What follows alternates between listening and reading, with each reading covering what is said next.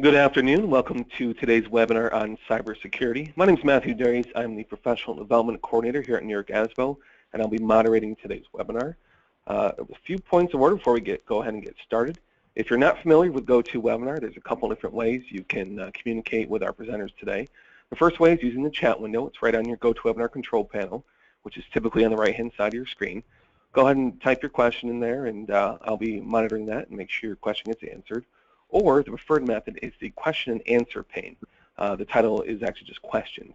Type your question in there. That'll notify me of a question, and I'll break in and ask the presenters your question, and we'll get that answered for you. If you haven't already received the handout, I sent it out yesterday, but I did upload it to GoToWebinar. There is a handout section on your GoToWebinar control panel. You can click the file there, and it'll download the PDF for you. So with that out of the way, I'd like to introduce Shelley, Levine, and Marc, Voses, who are your presenters today. Guys, if you'd please do a brief introduction for us. Good afternoon, everybody, and thank you all for joining us today. I see we have some school district business managers, some IT folks, as well as some insurance industry folks. So my name is Shelley Levine. I am Area Executive Vice President of Arthur J. Gallagher and Company. I am designated as a Regional Director for the firm's public sector and scholastic practice. I have a Certified Insurance Counselor designation, a Certified School Risk Manager designation, and a Certified Risk Manager professional designation. And today I am really delighted to have with me my esteemed colleague Marc Voses. Marc is a partner at Kaufman, Dolowich, and Voluck, and he's the co-chair of the Cyber and Data Privacy Liability Group here at the firm. Marc litigates complex coverage issues dealing with cyber, data and privacy, professional and management liability, commercial general liability policies. He represents both clients as well as insurers and reinsurers in connection with coverage and liability issues. So with that said, I'd like to get started with our presentation today. I'd like to thank you. This is Marc. Thanks to Matt and thanks to Shelley today and ASBO for inviting me to speak to you all. Okay, so let's move ahead. So one of the fastest growing risks for schools is cyber and privacy liability exposures. And the purpose of this presentation today is to raise awareness of the exposures that schools face in the cyber and privacy liability area. We will also discuss what types of insurance is available and what the different coverages mean. So what exposures do you face? What is this all about? Well, first of all, you're exposed because schools hold on to a tremendous amount of personal information. That information includes student information, employee and volunteer information, and vendor information. And that could be both current information as well as former students, employees, and vendors. You're exposed because of a network security failure. That could be an intentional failure, such as that caused by a hacker, or it could be accidental, just errors made by employees or the system. You're exposed to regulatory proceedings, and we'll delve right into that with a lot more detail as we go into the presentation. You have many digital assets now, and many of them are in the cloud, and that brings also a different risk that you need to address. There's the risk of social media and internet content. Now we have the latest cyber extortion, which could be crypto locker, where they're holding your information ransom and locking your computers down. The Ashley Madison is one example as well, and the dark web. Social engineering fraud is another exposure. But here's one that's probably one of the biggest ones that hasn't been dealt with very well in terms of my research in the school district's community, and that's the business partners exposures. Your TPAs that are doing your self-insured workers' compensation, for example, hold a lot of information. Your auditors are going to be taking your confidential information and looking at it. Your insurance companies and your insurance brokers, as you send census information in or other important data. Your payroll services, your 403B vendors. Outsourcing this information to other people and other firms does not limit your liability. So let's talk about data security and privacy. This is becoming more and more critical in K-12 education because we're using more data systems and online service providers. That's continuing to increase, and as it does, it continues to increase your exposure. It's important to note that privacy and security are not the same thing. Security can be thought of as what we do to protect data, while privacy is what we do to protect individuals. School districts today manage large amounts of data for instructional and operational purposes. As I speak about cyber liability and have conversations with people, particularly school districts, I find that there are some misconceptions about what cyber liability is and what their exposure is. So here's some of the top 5. And really, it's not if you're going to be exposed, but when you're going to be exposed. So first one, well, school districts are not really a target for cyber attacks.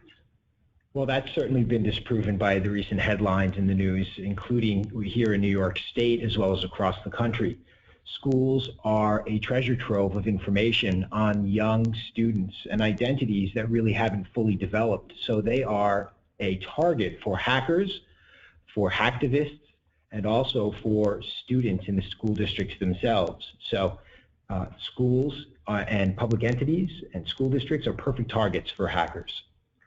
Well, we have the latest technology and software available to protect our electronic information and systems. You know, I love this quote in response to that statement, this misconception. It's actually one from a school district that had a data breach itself, and the quote was, "We have great security, but I'm sure Target thought that they had great security before they were hacked into." It's interesting that that was said because it was said at a time when the actual application for cyber insurance was being made by the school district itself, and it was an acknowledgement that the school district really, no matter how sophisticated their IT was going to be and how robust the security measures that were going to be employed were going to be, there is always the chance that there is someone smarter and better than your security system that will get through it and expose you to liability. Even if our network is breached, we are covered under our general liability or other insurance policies. You know, that was a popular misconception up until the decision that came down in a case called Zurich American Insurance Company versus Sony, which I was involved in. That case involved the Sony PlayStation data breach, which took place in 2011. In that hack, Sony's PlayStation network lost approximately 70 million pieces of personally identifiable information of its customers, credit card information, and other personally identifiable information. As a result, there was a claim by Sony that it was to be provided a defense for the class actions that arose out of this data breach, this hack. In that case, the court, in analyzing the commercial general liability policy, essentially said the policy is meant to cover the acts of the insured, and that's been the law in New York for quite some time. But it was now in a new context of a third-party breach into a computer system, and the court said that no, there isn't coverage here under this policy because the act of hacking the Sony network was the work of a third party, and that's not anything that the insured did itself, and it dealt specifically with publication of the information that was stolen. The court concluded that since it wasn't publication of the personally identifiable information by the insured, there was no coverage for the hack under the commercial general liability policy. So you cannot, in all instances, rely on other policies that you may have in place to respond to a data breach. One interesting point, Sony had a cyber and data privacy tower, but it was insufficient at the time to cover the costs, and that's why Sony had to turn to their commercial general liability carriers. And we'll delve more into the insurance aspect as we go further along in the webinar. Cyber liability notification requirements only apply to commercial businesses, not school districts. That's not true. There are federal and New York State requirements regarding the privacy of student data that apply to school districts. Well, and if we had a data breach, we could handle the notification requirements ourselves.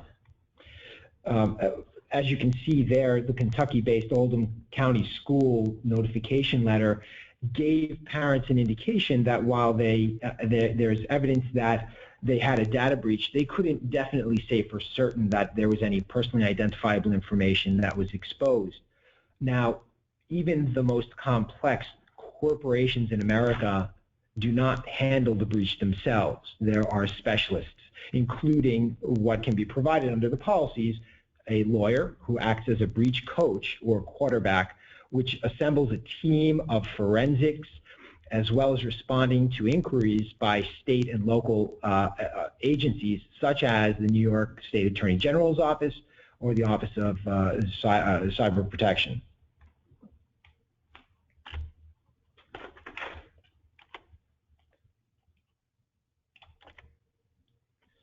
Now here we have a slide concerning the frequency of data breaches within specific industries.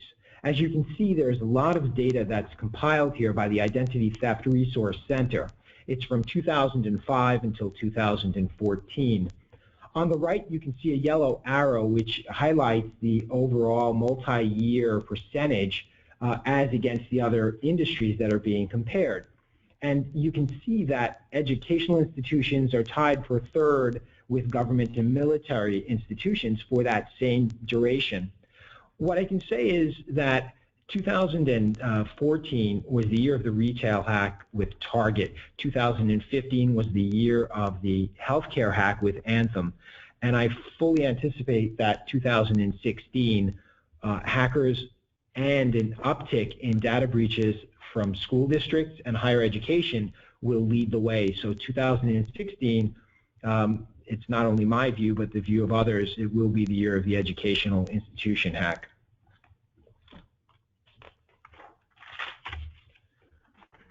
So I'm sure you will agree that this is really pretty typical of a business office desk. And in many school districts, because of the way they've been configured for business offices, you may have personnel sitting in open spaces. So if you take a look at this, you might point out a few because we're not in an audience setting. I can't call on you to yell out what you see here that might be exposed. But if we go to the next slide, we'll be able to take a look at it. So look at all the items that were left on the desk. We had an open day planner, a notebook, a bank statement, a checkbook, a mail that may be confidential, an open briefcase, and cell phone. See, this is a big one, the cell phone and the PDA that, really might have a lot of confidential emails, et cetera, the keys, and building access card. Beyond the desk, we have an open file cabinet drawer, some keys left in the lock, the trash bin containing loose paper, which might, again, have confidential information. And I want to point out that as we go through this, you will understand that cyber exposures actually can be paper-based and not just electronic. The bookshelf contains binders with sensitive information in it. On the computer, we have applications that have been left open. Yeah, the computer exposures that are in this picture itself are those that are the typical examples that we use to teach best practices when securing one's workspace area. And that includes, don't keep your passwords on a sticky note either, on the face of your computer, on your keyboard, on the stand for your monitor, or even underneath your keyboard. It's just not a safe place, and it's wide open for anyone that's passing through the area, including those that are unauthorized to have access to student data. We also talk about having more complex passcodes in logging in. It can't be something simple. It has to be complex. We are now seeing that while the standard was 8 characters, that is increasing to 17 and then sometimes 23 characters. Wow. To increase the security of systems. We also have CD left in the computers, as it's stated here in the note. Those types of data storage devices, like CDs, like personal data assistants that people used to carry around, like the Palm Pilot. But now we have telephones which are either owned by a company or a school district and paid for, or they're your personal ones. And the interaction between the two sometimes gives rise to liability because of the amount of information that can be maintained on them. And it is highly doubtful that information is being contained on personal devices, that it's being properly encrypted, so that even if that device is lost, the information is still safe. Many times we see instances where you have a laptop computer, a phone, things that contain large amounts of private information lost, and the first question is, well, was it encrypted? And 99% of the time, the answer is no. Encryption is the key here, and we'll be talking about that more later on in the presentation. And just to finish the we have a question for you. Okay, yes. Scott would like to know, what about using Google Drive? What are the risks? That's a very good question, and in fact, my son goes to school. He just started middle school in a district that uses Google Drive. To the extent the school is using it to maintain student information, it would be interesting to see what sort of agreement the school district has with Google, and I'm going to assume that there is none, that they're simply taking advantage of a free service being offered by Google for it and its students. I could be wrong.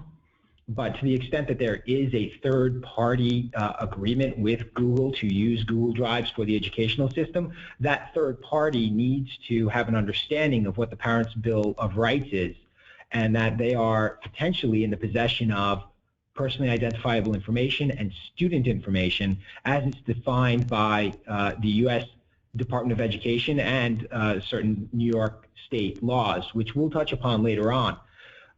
So I know that that's not a direct answer to the question, but it depends on whether or not you have a contract with Google and what it says and what their acknowledgement is for their position as a custodian of information, and whether or not, in the absence of that contract, whether or not the school district is in compliance with laws that mandate that the use of a third party to maintain information, whether or not it's being maintained in a fashion which is secure in compliance with the law. Follow-up to that, what about using Gmail to send information to other district employees who are also on Gmail? To the extent the school district has a network system of email, it's always best to use that school system's email address, because the email travels over the servers of the school district itself. It's contained. You can have forensics go in there and monitor the passage of data, school information, student information, and it's more controlled. Once it goes to a third-party email, you no longer have control over that data. So you've just potentially taken sensitive student information and put it outside of the control of the school district, and that could be problematic depending on the nature of the information that is provided. So using Gmail for employees of the school district that already have a school district extension is probably not advisable, and in my opinion, not a best practice.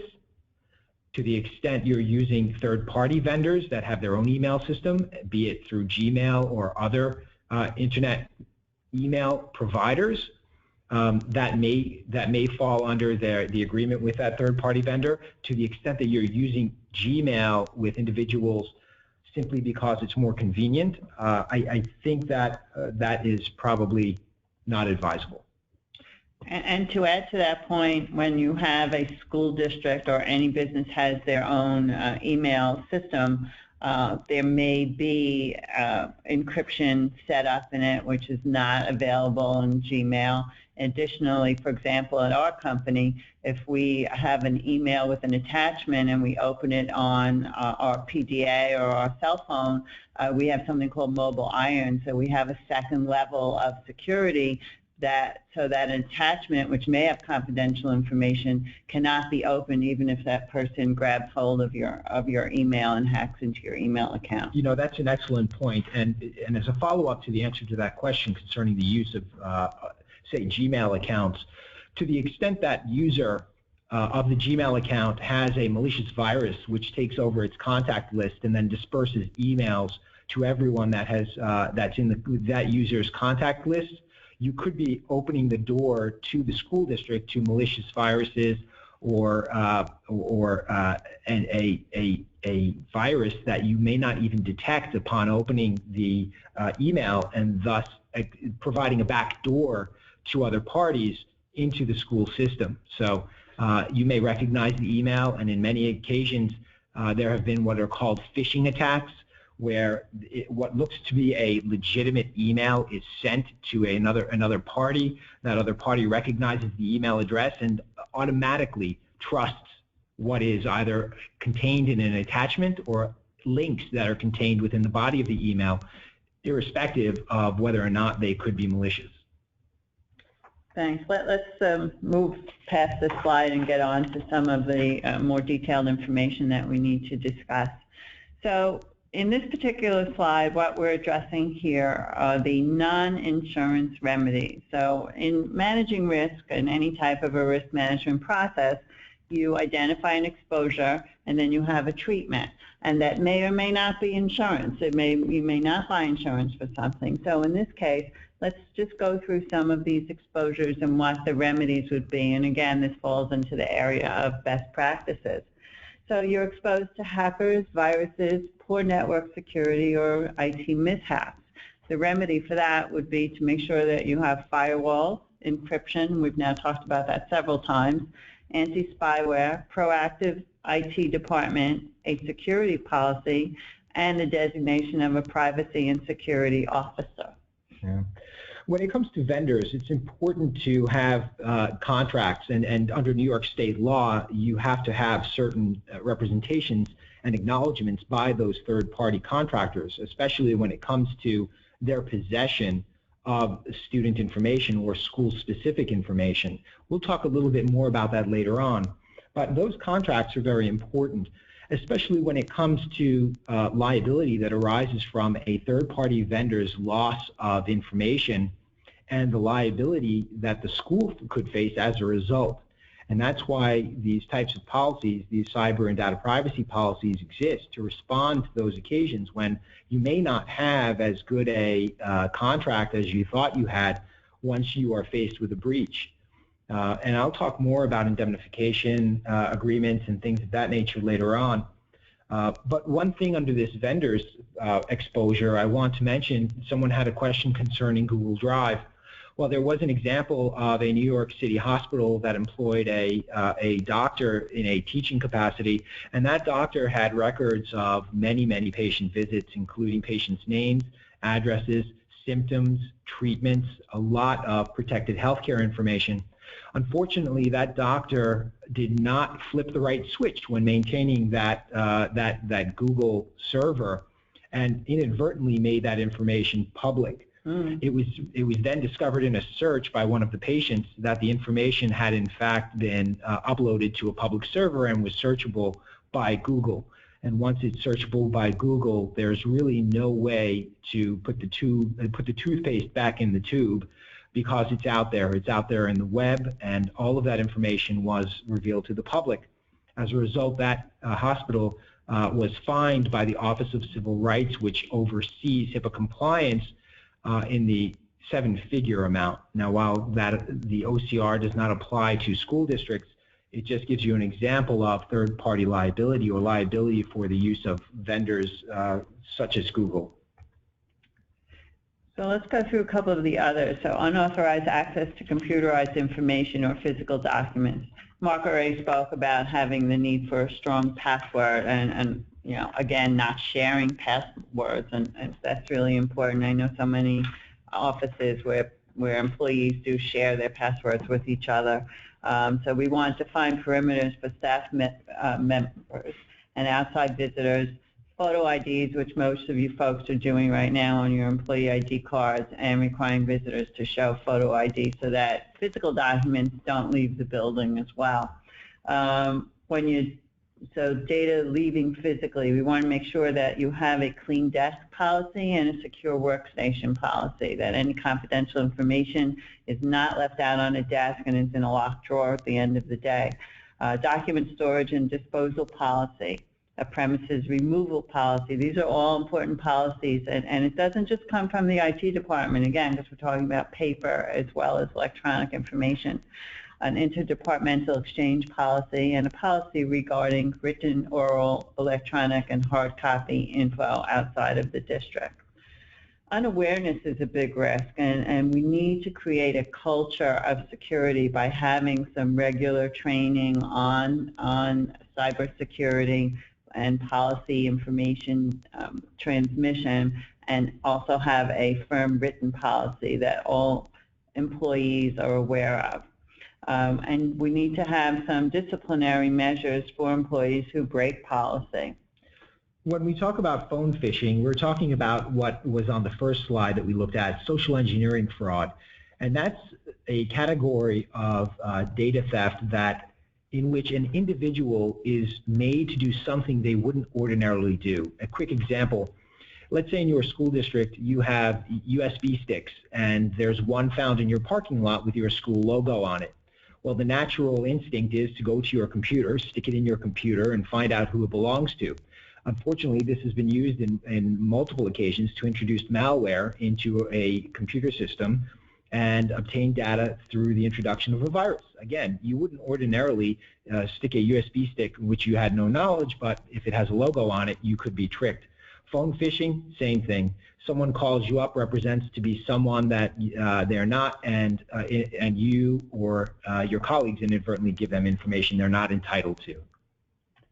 A lot of districts are really not sure how to mitigate a data breach because they've never had one. So it is important before you have a breach to develop a response plan, to identify your forensics experts, which may, of course, if you purchased insurance, be part of your insurance policy, and all you do is need to make a phone call and the experts will be there to help you. Theft of laptops, iPads, phones, theft of any of these electronic devices are important, and should they be stolen, it's important to have a strong password on the laptop, and do not allow laptops with confidential information to leave premises unnecessarily. Lots of cases, if you go through claims that have happened, involve people who put their laptop in the back of the car, left their employer, stops at the grocery store, and boom, like the car gets broken into and that laptop is gone. And for any of these exposures, we need to regularly review your privacy and security and revise your procedures as necessary. Contractual risk transfer language. This is probably an area that needs a tremendous amount of attention. On the beginning slide, we talked about what types of vendors might hold your confidential information, and what we need to do when contracts are being formulated is to have the conversation with your school attorney to insert language and insurance requirements relative to this exposure. Most of us are pretty good with having general liability coverage, workers' compensation, but now it's time to add this language. So the vendor shall obtain at its own expense and evidence via certificate of insurance the following insurance requirements before commencement of any awarded work and throughout the duration of the agreement. The A bullet, which is technology E&O, technology products E&O, that applies to vendors who are actually providing technology services to you or are hosting information for you. So we want to make sure they have this coverage, which would be a minimum of $1 million limit in the aggregate and inclusive of defense costs. The second part, Part B, we really apply to anybody who might be holding your confidential information. So that might be your school attorney. It might be your auditor. They're not necessarily providing you with technology and E&O services, but they still are holding your confidential information. So you want to make sure that they have coverage for network security and privacy liability with a breach response coverage. Again, the minimum limit should be $1 million in the aggregate, with the breach response being at least 50% of the limit. And then I put some language in here regarding the claims made coverage, additional insured of school district, and also the AM Best rating. Your language may be slightly different than that, but this is a good sample that you should be using in your contracts. So now we're going to go into the heart of this. What exposures do you face? And we're going to get into some details. So student privacy, employee volunteer privacy, and vendor privacy are all really important. The collection and maintenance of personal information, including health information of these individuals, leads to an added exposure to privacy breach claims. So you have health information can be your student health records, can be your workers' compensation records. It might be IEP, special education needs. How do you protect this information? How long do you keep it? And how many individual information do you store? Think about not just your current records, but all of your past records, both electronic and paper. And also, what about job applicants that were not hired? You have all of their information, social security numbers, dates of birth, et cetera, et cetera. These are all areas that need to be locked down. Well, we're not going to go into this slide in depth because it could certainly serve as a basis for its own presentation. And for those of you that are interested in it, I suggest that you let the organizers know that so that we can get that organized. But this slide presents a number of laws which school districts are required to comply with in certain instances. We have the New York State General Obligations Law, 899-AA, which identifies exactly what a breach is, because without knowing what consists of a breach, you cannot determine whether or not you've had a breach, in fact. And typically it includes the social security number, driver's license number, a person's name, an account number or credit card number. But you also have to have something that provides access to information. So be it a PIN code or security code or an access code. So when you have that information which is obtained by an unauthorized individual in paper form or electronic, but this deals here, we're talking about electronic, this is a situation where you've had a data breach. Now, when a data breach occurs, you are going to incur many costs because you have to get down to the bottom of exactly how the breach occurred. How many records were taken, what type of records were taken, how many people are affected, was that information such that it would constitute personally identifiable information? Does it belong to students? Does it belong to volunteers, parents, individuals that interviewed for positions? And these are all factors that have to be analyzed. It's not something that you want to be getting up to speed on when a breach occurs. There are 3 Ps: policies, plans, and procedures. You have to have your policies in place. Without your policies, you cannot direct your staff on how to handle student information. You have to have a plan for when that breach actually occurs. Sometimes you can get your insurance carrier to provide you with a tabletop exercise which would simulate a data breach so that when it actually happens, you are prepared. And finally, procedures, making sure that post-data breach procedures are being followed, that you have an outline of exactly what needs to be followed, and that they are adhered to. Because I can tell you, when you notify the New York State Attorney General's office, the Office of Cyber Protection, and other governmental agencies that need to know, when they're investigating it, be it a school district or a public company, they want to know what you were doing to prepare. We also have the Parents' Bill of Rights for data privacy and security, which must be published on the website of each educational institution, and a number of legislative and regulatory compliance sections below there that each individually have certain mandates when it comes to student information.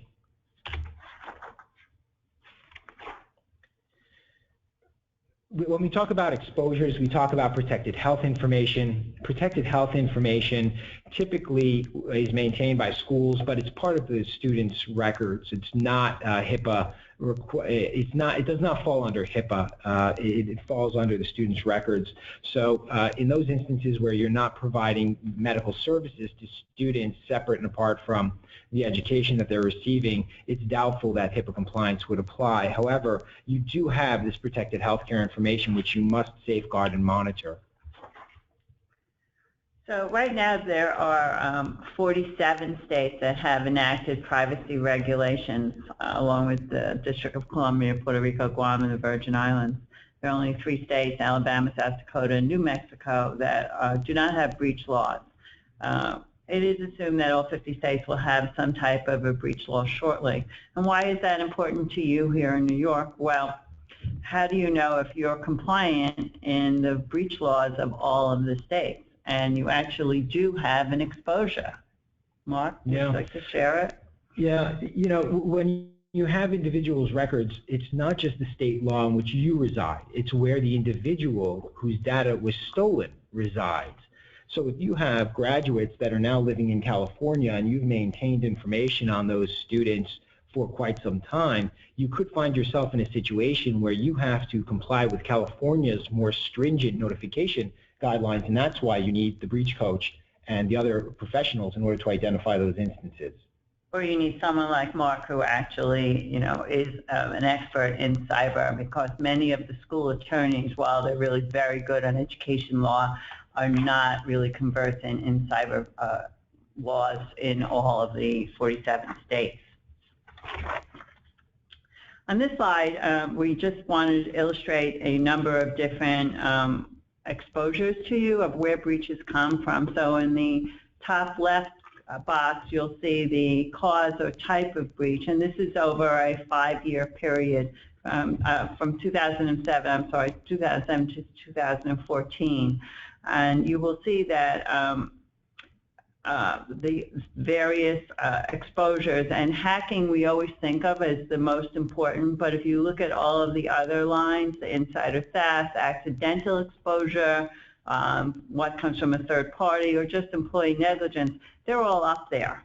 And then if you look at the bottom pie chart, you will see that breaches across the industry from 2005 to 2014, education is right up there with some of the other big ones. And as Marc said earlier, we expect that that will probably increase as time goes on.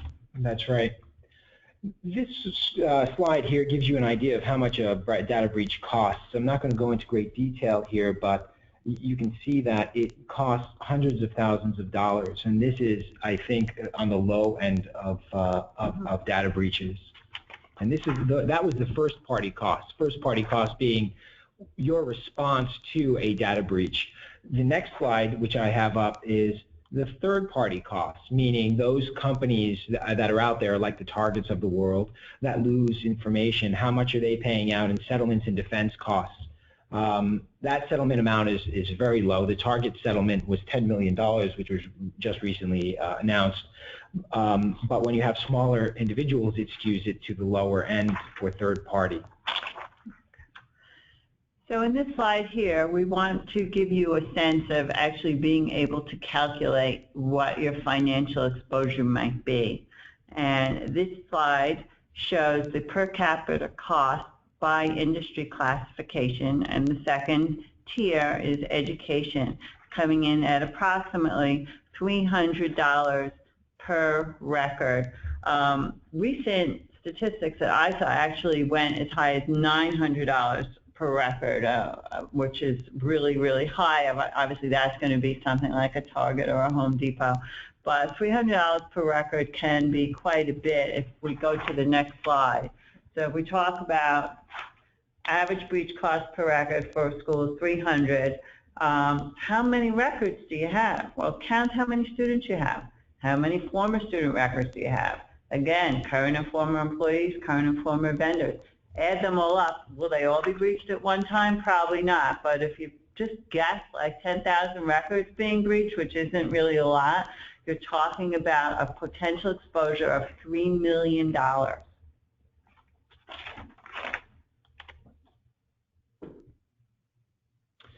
So here we had questions about Google Drive and the cloud. We have other service providers that provide an access point where you can store all of your students' data, and students themselves can maintain data on these drives. Right now, there are a lot of questions concerning the security as well as any recourse someone may have in the event there's a breach in the cloud. I can tell you that many private companies that negotiate with cloud providers, the cloud providers are essentially stepping back from any kind of liability and having those people that access their servers sign waivers of any liability from third-party data hacking events. And how does the cloud increase exposure? Well, it puts the information outside of your control. You are relying on a third party, and whenever you yourself are not in control of the data, there's always the risk that that third party is not going to follow the systems, the plans, and the procedures and policies that you've implemented yourself. Now we're going to take a look at the types of coverage that are available. As we said before, general liability policies lack complete coverage for these types of claims. There may be some coverage provided under the personal and advertising injury coverage part, but more and more liability underwriters are excluding anything having to do with cyber now that there's actually a separate policy that's available. Again, property policies generally lack coverage for digital assets. It may be a little throw-in, but very small and nominal. And your crime insurance may provide some coverage for fraudulent fund transfer losses. On the next slide, the columns on the left show all of the various coverages that are available under a cyber liability policy. So that type of policy is very similar to your package policy where you have property coverage, liability coverage, you may have your auto part of it. So we have different buckets of coverage, and I won't go into all of these right now. This is a pretty good reference slide, but the network security is going to be a lawsuit coverage. If you get sued because your network's been breached and someone sues you afterwards, whether it's an individual class action, that coverage will respond. The policy for privacy liability, again, is a third-party coverage if you fail to protect the electronic and non-electronic information that's in your care, custody, and control. Media liability doesn't really apply very much to a school district, but it covers intellectual property. Regulatory liability, this is an important coverage because it's going to give you defense for those laws, the breach of those laws and the regulatory proceedings that Marc talked about earlier, whether it be FERPA or any of the other privacy laws. Crisis management, those are your out-of-pocket first-party costs, the cost to do notification, the cost to do credit monitoring, the cost to do a forensic investigation, and also to the cost for public relations. Data recovery, again, another cost to recover the data that's been damaged. Now, business interruption, if your systems go down, again, not so much a school district cost. However, extra expenses, which is part of that, are something that a school district may incur, and here that would be covered as well. Cyber extortion, and these are the ransom that you may have to get your, if you have the crypto locker and you have your information shut down and you have to pay extortion fees. The E&O that I talked about earlier, that doesn't apply to a school district, but it does apply to your third-party vendors holding your information. And when we get into this policy, you'll see that sometimes not every coverage has the full limit. Sometimes they might have a sub-limit or a minimal amount, so it's important when you compare different insurance policies to make sure you know what you're getting for each of the critical coverage issues. And you can tell, Jason, just on the number of exposure categories you have here, you need a professional like Shelley guiding you through this process because there are different coverages offered by different insurers, and you want to make sure that you have the right size for your organization. So it's not just a price issue. On this next slide, Marc, can you just Sure. that? Thank you. On this next slide, this is something that just illustrates all the different insurance policies that are available and where you might or might not find coverage if you don't have cyber in the left-hand column, or the right-hand column, I'm sorry. Okay, so how much is this going to cost you guys? Well, most insurance companies have minimum premiums starting at about $1,000 for cyber and going up to approximately $15,000 for an annual policy with a $1 million limit. How much is school districts buying? Well, typically most districts are buying $1 million. going up to $3 million. And the reason that they're buying more limits is, number one, the amount of records that they have available, and number two, that the legal costs, the defense costs, are part of the limit. So if you use $1 million up just for the defense cost, you might not have anything to pay out for damages if you have a lawsuit. This policy is not included in your umbrella. So even if you have an umbrella with a $10 million or $25 million limit, this policy is not going to be part of that. It does carry a deductible, and typically they range from $2,500 to $25,000 or higher. Premiums, different carriers use different ratings. Some base it on enrollment, some base it on number of records, some also take into consideration your security control and your audits and your claim history. So here we have a page which gives an example of a simple search that I did on Google News recently, school district data breach, and you can see that there are a number of responses here. And you'll recall on one of the first slides that we saw quotes and how school districts, the misconception was that school districts would not be ripe for attacks by hackers. But here we see that there are news stories every day over the past month, at least several of them, in addition to audits being conducted of school districts concerning their maintenance of student information. Claim scenarios. Well, this is where we give you the examples of things that are going on right now in the news, especially in Comac on September 18th. The school district notified parents through a letter, and you have the quote there concerning the types of information that the school district believed an unauthorized person had access to school records. It gave the types of information, which included student ID numbers, names, addresses, contact information, student schedules. But at the time they sent the notice out, they believed that Social Security numbers were not in the student management system. And the reason why they could potentially say that at that time they don't know that they're in the student management system is because the incident happened the day before. I can tell you that this is a prompt response by the school district to notify those that are required that are under the law.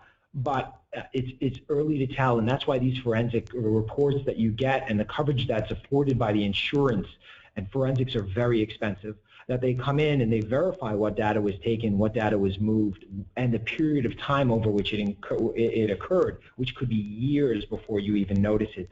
Under the North Oldham High School data breach in Kentucky, I'll just notice there that it was a September 10th incident, but the notice went out on September 25th.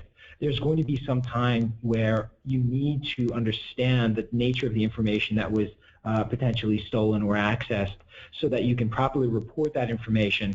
And that's why public relations also comes into it, because it helps manage the expectations of those that may be potentially affected. In that case, it was the loss of 2,800 pieces of information from a school cafeteria computer. So in my mind, it raises questions of third-party vendor liability, and that vendor had a lot of information concerning their students, including names, dates of birth, and Social Security numbers. Just doing the math on this breach alone, rounding it up to $3,000 at $300 per record, you're looking at, I think, $900,000 in potential costs under the $300 per record scenario. We also have Sachem's Central School District in New York. In this one, this is a few years old, but it was a student that hacked in over a long period of time and accessed student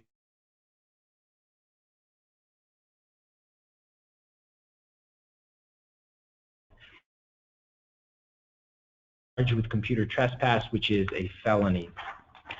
And I'm going to skip over this next slide because we want to go to the meat of some of the other issues. However, just know that it can be a student hacker, it could be an employee hacker, it could be an error made by a third-party provider, lots of different ways in which claims can come about.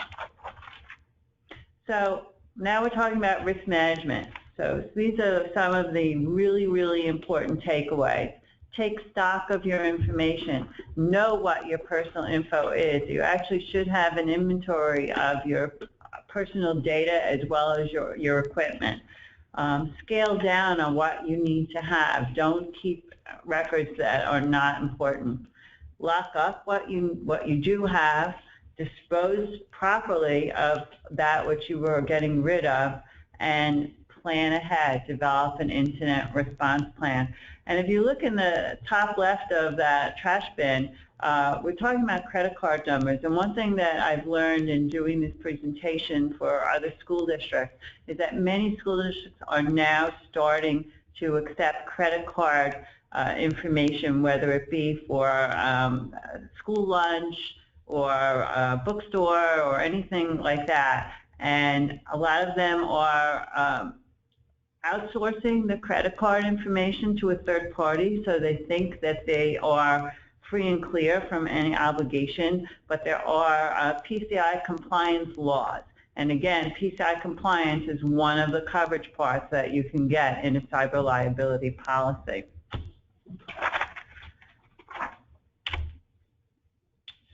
So has the next big litigation trend arrived? I can tell you that I think plaintiffs' lawyers are going to take a closer look at the information maintained by school districts. Currently, under New York law, there is no private right of action by a third party for the loss of personally identifiable information. However, you can be certain that it's only a matter of time before someone equates the loss of one's personally identifiable information into a civil rights issue. And if that becomes the issue, then they may find some traction with a sympathetic court that could determine finally whether or not there could be potential greater liability for school districts in this area. I think that safeguarding information, and Shelley said taking down information, it's perfectly acceptable to get to your IT people or outside IT consultants to take information offline or inaccessible by third parties and put it onto a server which can only be accessed directly and not over the internet, which could limit your liability while still allowing you to have access to that information. Litigation trends, yeah, this just continues to build on what I said previously. Be prepared, have policies, have a plan, have procedures.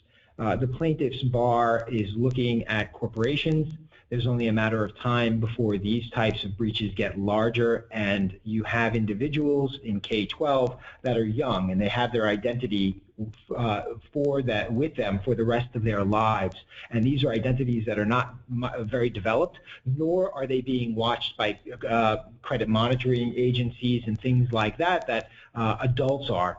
So when you have a situation where a student loses their identity, this is going to be a lifelong problem for them. And you can believe that there will be attorneys that are going to look to compensate those students for the loss of their identity and getting it back and maintaining it. Government privacy laws, we touched upon that with the other slide, impacted businesses, banks and trading partners. In that trash bin, I saw one item saying canceled checks. All you need now to effectuate wire transfers are the bank account and routing number, which happens to be on every single check. And now with the ability to take photographs of checks and deposit what may be a fraudulent check into an account, it's a serious issue. And Shelley also mentioned credit cards and PCI, or the payment card industry. Now, when you take credit cards by people that may be visiting the school for payment for fundraising activities, that could expose you to liability from individuals that are neither students nor family members. They may just be members of the community. So this probably would be the best takeaway slide. It's a little bit of a combination of a number of the items we've spoken about today. These are best practices. One, again, data inventory. What systems do you have? What do they store? I mean, this really should be cataloged into a list. What reports and exports are available, and who are the users? Assessment tools. There are many assessment tools that you can find online. Our firm actually does have a cybersecurity assessment that our clients have access to, that I can walk somebody through and have them identify where their weaknesses might be. Even just completing an in-depth cyber insurance application is a really good assessment tool. I did that recently at Long Island School District, and the room had the deputy superintendent, the business manager, several IT people, other administrators, and they were actually surprised at how many areas that they were exposed. Again, we can't leave assessment only to the IT folks because a lot of this is the paper procedure that's involved as well in terms of privacy.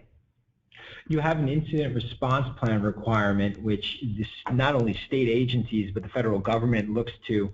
And in fact, the U.S. Department of Education maintains a website, and it's a part of the U.S. Department of Ed, PTAC, which is the Privacy Technical Assistance Center, which can provide you with a whole host of information, forms, checklists that you yourself can go through at little cost to the school district to see whether or not you are in compliance with some of the general business practices that are out there that you should be watching over.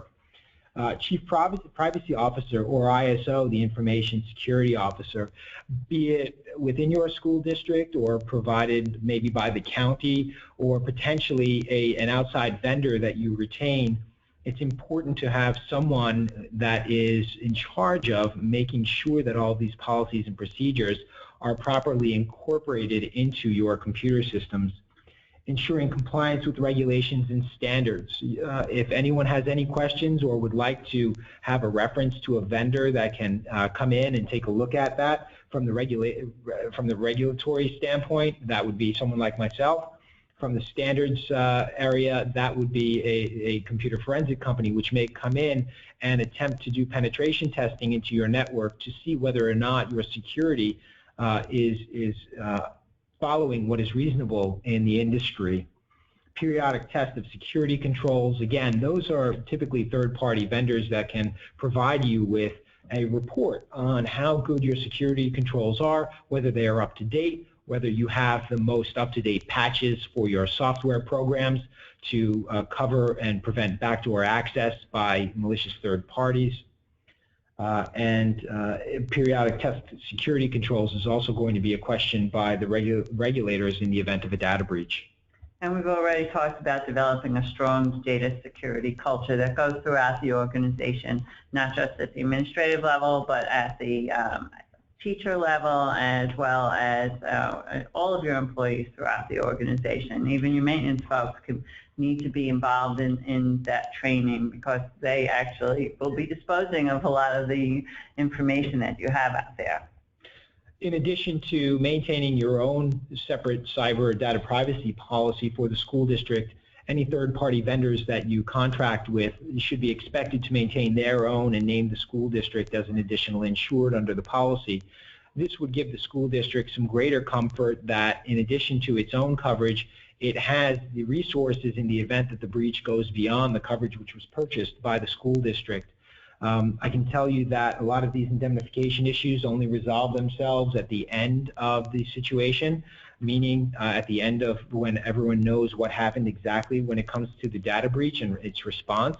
But it's always good to know that you have another party that you can lean on to help when budgets are clearly tight across the state. And we talked about removal of property and data, but also to please make sure that when you're getting new equipment, that you have a proper disposal procedure for those so that donated machinery or machinery that's turned back in does not maintain confidential information. So the hard drives need to be wiped out and sometimes even smashed to make sure that they can't be penetrated again. On the last page, we've given you some resources. There's a really good website put out by the New York State Regional Information Center that has lots and lots of data on it. And a few other resources. There are many of them, and certainly you can reach out to me or to Marc for more information. And if you have any questions afterwards, I think Matt said that he'd be happy to distribute them. Yeah, I echo Shelley's remarks that if you have any questions or if you'd like to discuss any of these topics in greater detail, please feel free to reach out to us. Our contact information is on the slide that's being presented right now.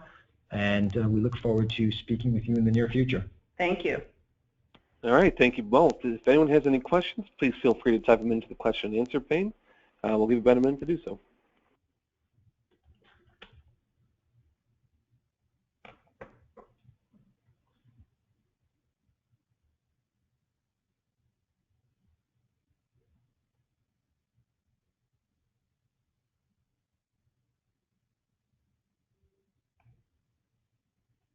All right, we have no questions. We'd like to thank you all for attending. If anyone would like to view a replay of this, you can go on School Business Connect later today, where you will find a recording. So thank you very much, and we appreciate you speaking, Shelley and Marc. Have a great day. Thank you. All right, Have a thank great you all. day. Bye-bye.